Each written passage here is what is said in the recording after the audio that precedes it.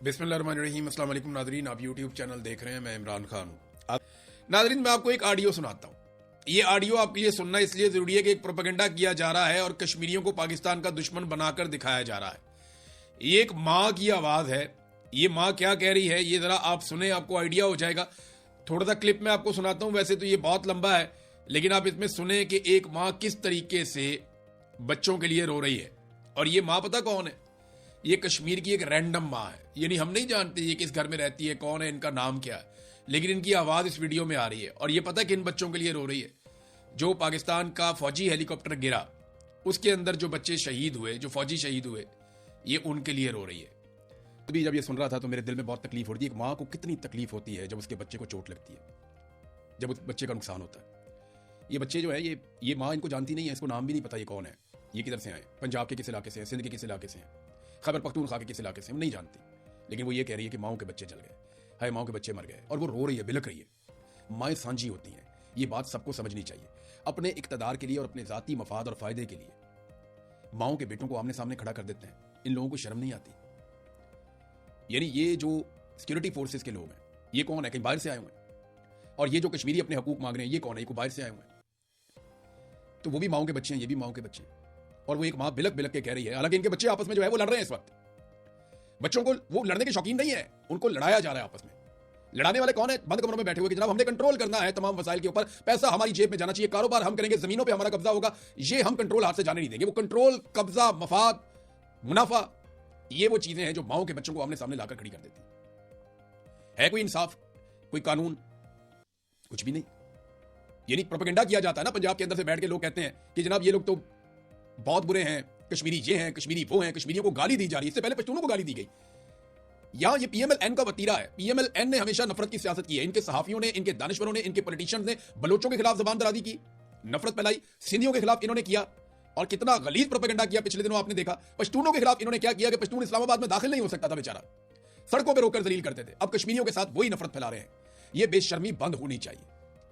इस बेशर्मी की कोई गुंजाइश नहीं है। उधर एक एसपी है, उसका भतीजा जो है उसे गोली लग गई, वो भी शहीद हो गया। वो जब लाश लेकर जा रहे थे तो एसपी आया तो उसने कहा ये तो मेरा अजीज है, वानुल्लाह पड़ गया कि एसपी शहजाद जो है वो खड़ा हुआ है मुजाहिरीन के खिलाफ अपनी फोर्स लेकर एहतजाज को रोकने के लिए, और गोली चलती है, उसके अपने भतीजे को गोली लग जाती है। तो माओ के बच्चे तो आपने सामने कर दिए ना आपने। यानी जो दुश्मन नहीं कर सका वो आपने खुद कर दिया। जिसका दुश्मन ने ख्वाब देखा कि इनके घर के अंदर हम आग लगाएं, वो आपने खुद कर दिया। बांग्लादेश में भी आपने यही किया, बलूचिस्तान में भी आपने यही किया, कबायली इलाकों में भी आपने यही किया, और आज कश्मीर में भी आप यही कर रहे हैं। इस नफरत की आग को बुझाइए। आप अपनी एक बोटी सेकने के लिए, अपना एक बारबेक्यू करने के लिए, अपनी अयाशी के लिए पूरे मुल्क में आग नहीं लगा सकते। ये लोग अपने हकूक मांग रहे हैं, और क्या मांग रहे हैं? आंवला कोट में सिचुएशन जूं की तूं है, लेकिन सुबह के वक्त दोबारा गोली चली है। फजर की नमाज के बाद जब कुछ नौजवान मस्जिद से निकल रहे थे तो वहां पे रेंजर्स की गाड़ियां आ गई और वहां फायरिंग की गई, और फायरिंग के नतीजे में एक नौजवान जो है, इसका नाम बताया जा रहा है सुभान आरिफ, वो शहीद हो गया। और उसके अलावा दानिश इरशाद साहब है वहाँ पे एक सहाफ़ी, उनके बकौल ये फोर्सेस ने पेशकदमी की है और मुजाहिरीन ने उसको नाकाम बनाया है। और जो एक नौजवान वहाँ पे ज़ख्मी हुआ, उसने क्या बताया पहले वो सुन लें तो मेरे ख्याल में ज़्यादा बेहतर सिचुएशन आप समझ सकेंगे। क्योंकि यहाँ पे गोली चली है और रेंजर्स की 2 गाड़ियाँ आई थी जिनके ऊपर बंदूकें फिट थी। अब ये क्या हो रहा है, यानी मेरी समझ से बाहर है। यानी मुझे इतना लंबा सहाफ़ती करियर हो गया। आज़ाद कश्मीर में इस वक्त जो खेल खेला जा रहा है ये इतना सादा नहीं है जितना दिखाई दे रहा है। मैं कुछ चीज़ें आपको बताता हूँ, लेकिन पहले आप सुने ये नौजवान जैसे गोलियां लगी हैं ये क्या बता रहा है। 5 बजे का टाइम हुआ, तकरीबन नमाज पढ़ के मस्जिद से बाहर निकले ना, उन्होंने स्ट्रेट फायर खोल दिए हैं। उन्होंने काफी बंदे हमारे जख्मी भी, मेरे साथ 2 बैठे थे वो फोत हो गए। और एक तकरीबन मेरे ख्याल से एक तो ये गोरा लगाया ना, तो एक का सही कंफर्म नहीं हो रहा। स्ट्रेट फायर गाड़ियां आई हैं 2 रेंजर्स की, और वो बंद गाड़ियां थी ना, तो बस उन्होंने गने लगाई हुई थी गाड़ी पर, उन्होंने चारों तरफ गने बस फेरना शुरू कर दिए। अच्छा, तो वहाँ पे किस तरह का सीन था? क्या लोगों ने वापस मुजामत की है? और जी लोगों ने भरपूर मुजामत की है, मुकाबला डट के किया है उनका। फिर वो काफी लोग जख्मी हो गए, फिर एम्बुलेंस वगैरह आई हैं, उन्होंने जो जख्मी थे उनको उठाया है। बंदूक को उन्होंने ढूंढ ढूंढ के मारा है, जिधर जिधर कोई बंदा नजर आ रहा था ना उनको, वहां पर उन्होंने फायर किया उस पर। اچھا تو یہ ہے کہ آپ کو پلنزی ہاسپٹل میں کون لے کے آیا؟ ایمبولینس ادھر سے منگائی ہے, ادھر سے انہوں نے بھیجا ہمیں سیدھا جو ہے نا کیمپ لگے ہوئے ٹھیک ہے. ادھر ان کو ہمیں بٹھایا, ادھر ہماری ٹریٹمنٹ ہوئی ہے, انجیکشن وغیرہ لگے, تو جو زخمی تھے جو شہید بھی ہوئے ہیں تو ان کو بھی ساتھ لے گئے. تو واپس ادھر سے جو زیادہ سیریس تھے نا ان کو پلندری کی ایمبولینس پہ بٹھایا, ان کو لے گئے, کسی کو ڈڈیال کی ایمبولینس میں بٹھایا ادھر لے گئے. تو باقی جو فوت ہو گئے ان کو بھی ایمبولینس میں بھیج دیا ہم نے. یہ ناظرین آپ سن رہے تھے ایک نوجوان کو جسے جو زخمی ہوا صبح فائرنگ کی وجہ سے, اور وہ یہ بتا رہا ہے کہ اس کے ساتھ کچھ نوجوان شہید ہو گئے ہیں. ان میں ایک کا نام تو کنفرم ہو گیا, سبحان عارف. اب جو مقامی صحافی ہیں وہ یہ بتا رہے ہیں کہ یہ صبح فورسز نے پیش قدمی کی ہے.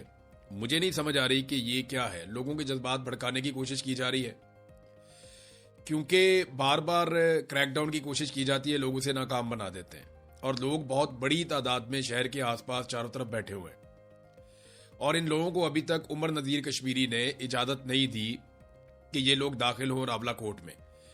یعنی راولہ کوٹ میں داخل ہونے کے لیے عمر نذیر کشمیری, جنہیں سب سے پہلے گولیاں لگی ہیں, ان کے ساتھی شہید بھی ہوئے, اور انہوں نے ابھی تک شہر میں داخل ہونے سے باہر سے آنے والے لوگوں کو روک رکھا ہے, اور لوگ باہر گھیرا ڈال کر بیٹھے ہوئے ہیں. کمشنر راولہ کوٹ سردار وحید کے مطابق مظاہرین کو شہر سے ہرگز گزرنے نہیں دیں گے. یہاں پہ بھی ایک سچویشن ہے, یعنی حکومت نے شہر کے اندر سیکیورٹی فورسز کے ذریعے سے کافی مضبوط طاقت اکٹھی کر رکھی ہے, اور شہر کے آس پاس جو ہے وہ آ کر لوگ اکٹھے ہو گئے, جبکہ شہر کے اندر بھی اکثر ریلیاں نکلتی ہیں, مظاہرے ہوتے ہیں, اور لوگ شہر کے اندر بھی باہر نکل رہے ہیں. یہ سچویشن جو ہے یہ کوئی توقع بھی نہیں کر سکتا تھا. یہ مس کیلکولیشن ہے پاکستان کشمیر کے عوام کے بارے میں. ان کو تاریخ پڑھنی چاہیے, تھوڑا سا چیزوں کو غور کرنا چاہیے. کشمیری اس طریقے سے آپ کے قابو نہیں آئیں گے, آپ کو ان کے ساتھ بیٹھ کر بات کرنی پڑے گی.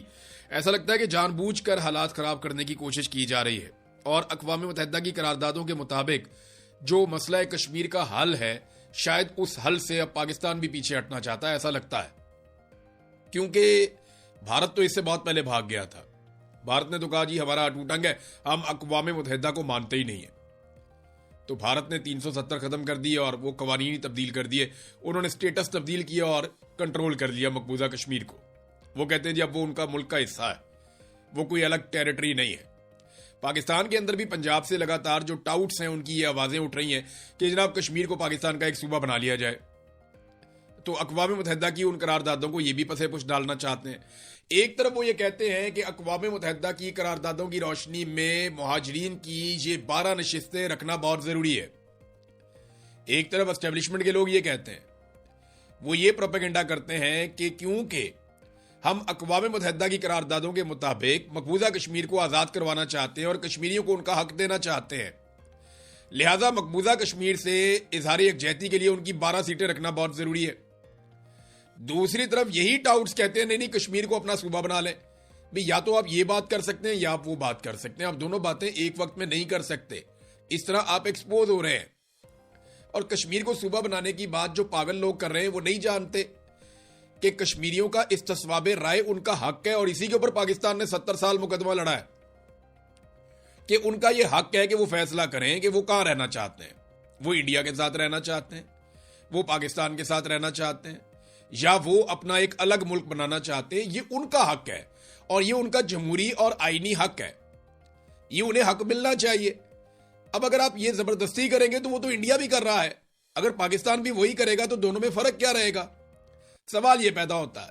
میری خواہش یہ ہے کہ کشمیر پاکستان کا حصہ بنے اور کشمیری ووٹ کریں پاکستان کے حق میں, لیکن اس کا فیصلہ کشمیری کریں, یہ زیادہ ضروری ہے.